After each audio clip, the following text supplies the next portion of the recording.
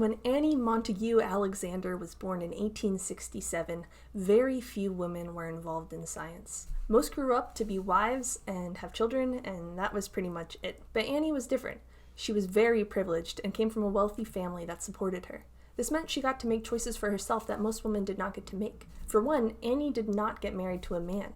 She spent 42 years with her companion Louise Kellogg. At this time in history, women were not allowed to marry each other, but the two of them traveled the world and even started an asparagus farm. Another way that Annie was different was that she went fossil hunting. She used her money to help fund research expeditions where she would collect fossils and modern creatures. She even discovered the Thalattosaurus alexandri. Annie and Louise collected over 20,000 specimens, and with her specimens and her wealth, Annie helped establish the University of California's Museum of Paleontology and the Museum of Vertebrate Paleontology. Yes, you in the front. What's a vertebrate? Ah, good of you to ask. A vertebrate is an animal with a spine. But why would Annie want to start a museum? Yeah, she had lots of money, and yes, she had a lot of specimens, but what's the point of a museum? Well, let me tell you why museums are important.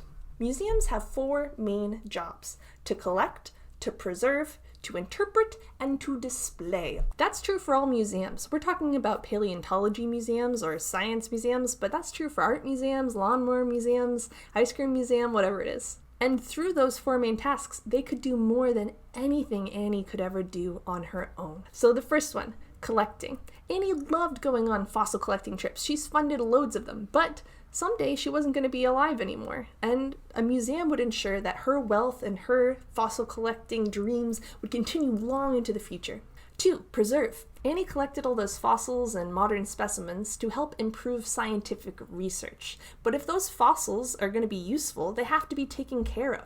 I talk a bit more about collections in this video here about Catherine Palmer. You can click it if you're interested. But basically, a museum would have all the resources to take care of all the different specimens to make sure they're safe and not dripped on or lost, and preserve them so that all different scientists could use them long into the future. This is something Annie wouldn't have been able to do all on her own. You need a museum to take care of all your collections. 3. A museum is used for interpretation. Now, Annie could interpret the fossils, I suppose, on her own, but a museum could bring together all kinds of thinkers to come up with the best ideas about why certain creatures were the way they were or how they're related to each other. A dark room full of fossils and rocks that is unlabeled might be your idea of a fun Friday, but interpretation is really what makes a museum a museum. Yes? Yes, sorry, what is this? A fossil. Yeah, I know, but like, what kind of fossil? Is this even a museum? No, that wouldn't be a museum. Museums require interpretation. And now for the last job, to display. Most museums that you've probably are thinking of display for the public. You could walk in and pay some money and see the specimens for yourself.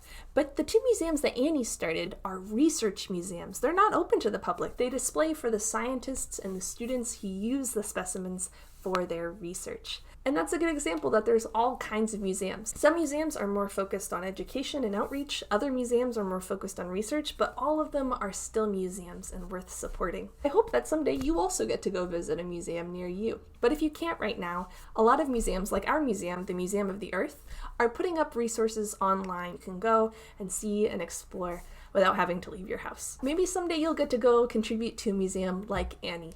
All right, goodbye.